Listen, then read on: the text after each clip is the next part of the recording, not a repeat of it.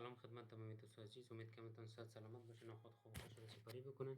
دوستان امروز هم با یکی دیگر از برنامه های ورد شما را خوش آمدید میگم. دوستان در نخود باید براتون بگم امروز موضوعاتی که ما روش بحث میکنیم چندین موضوع. دوستان کوشش به این بکنید که مراحل با ما قدم به قدم به پیش برین دوستان تا موارد از شما باقی نمونه و براتون سوال خلق نشه. خب دوستان در قسمت نخست من میخوام که امی بوکمارک بر شما چی بکنم توضیح بدم. خب دوستان در قسمت این زیر که اومدن اینجا یک بخش دارم به نام بوکمارک. بوکمارک وظیفش چیست؟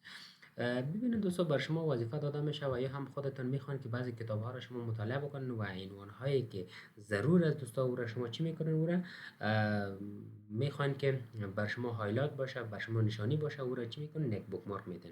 که مثلا در سابق و قدیم بود مثلا ما کتاب ها را یا فعلا هم که میخونم وقتی که در مدارس میرم یا هم بعض جای دیگه که ما کتاب میخونیم به شکل هاردش باز ما دوستا موارد مثال یا هم به شکل کاغذ یک نشانی جور میکنیم یا هم پر طاووس و تار و موارد دیگه چی میکنیم استفاده میکنیم. در اینجا هم دوستا ببین به شکل بوکمارک است اما شکل پیشرفته تر است که در بخش دیجیتال دوستا شما میتونید استفاده بکنید. مثلا مواردی که ما به شکل انتخاب میکنیم، مثلا من عنوان چی کردم انتخاب کردم دوستا، مثلا قیاس بسازن که کتاب که دارای بیش از 1000 یا هم 500 صفحه است دوستان. در قسمت ما یک بوکمارک به این عنوان میتون به این شکل شما میتونن که عنوان زیرا مثال به فارسی بدن دوستان به شکل و یا هم اگر خواسته باشین به انگلیسی بدن شما میتونن چندین نوع زبان استفاده بکنن. در قسمت انگلیسی که دوستان انگلیسی هم چنان شما میتونن که وقتی بوکمارک میتون دوستان به شکل شما میتونن که مثال یک نام فارسی برش بدن درست است و یا هم اگر خواسته باشین که نام انگلیسی برش بدن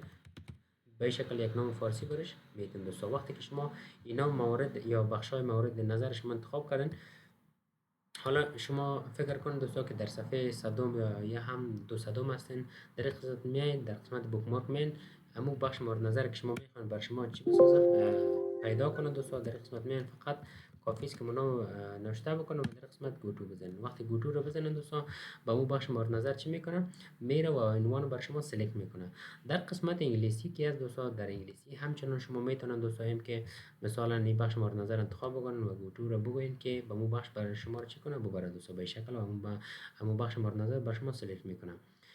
دوستان ما به خاطر از کم کم میخوام که برنامه را یعنی سرعتش بالا برم به خاطر از اینکه بعض دوستان ما باز برشان خسته کن نشه به خاطر زودتر تشریح میگم تستر موارد بر شما میگم که خدا کنه شما بتونین از یک چیزی بیاموزین.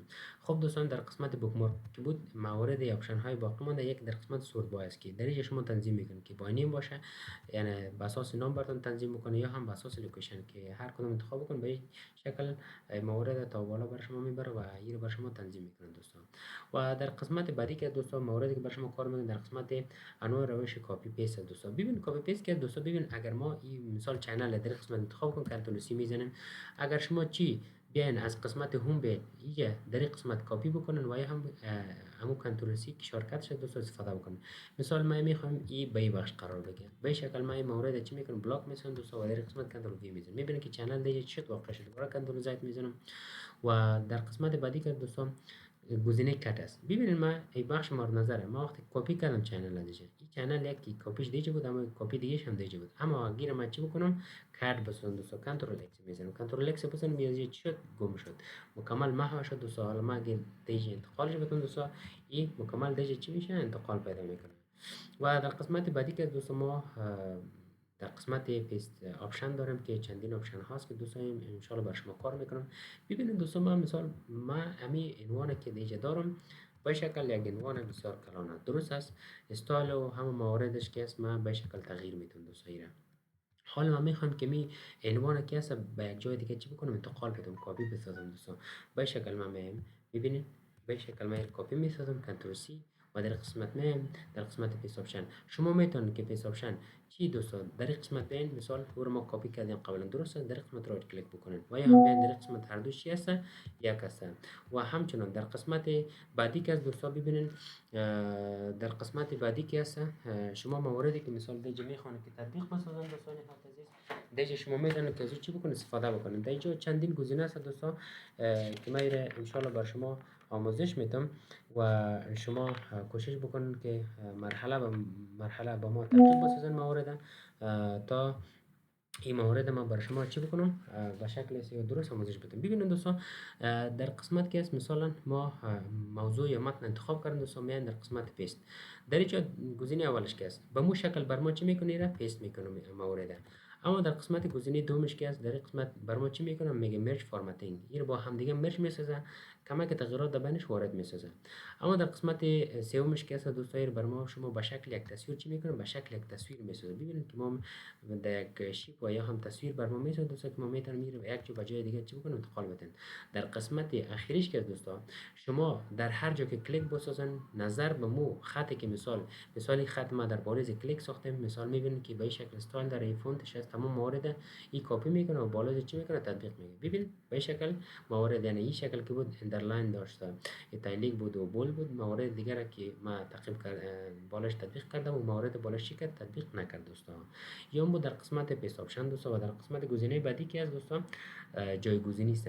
ببینید دوستان در قسمت هوم که رفتن ما فایند داریم. در قسمت ارگانایز که دوستان من براتون قسمت ویو گفته بودم یا آپشن اگر شما فعال بکنین نویگیشن پین شما میتونید موارد دیگه قسمت چی داشته باشین دوستان. مثلا هر موردی که شما خواسته باشین من قبل براتون کار کردم، مثلا کانال است، موارد دیگه است که شما میخواین کور بیافین. در قسمت ریزالت است که ریزالت تنها ریزالت بر شما نشان میده، پیج است که پیج ها رو براتون نشان میده در کدام پیج به چی تعداد وجود داره و همچنین در قسمت هیدینگ است که در قسمت هیدینگ ها است موردی که باشه، این مثال در هیدینگ 1 از 2 3 4 است، این تمام موارد بر شما چی میکنه نشان میده.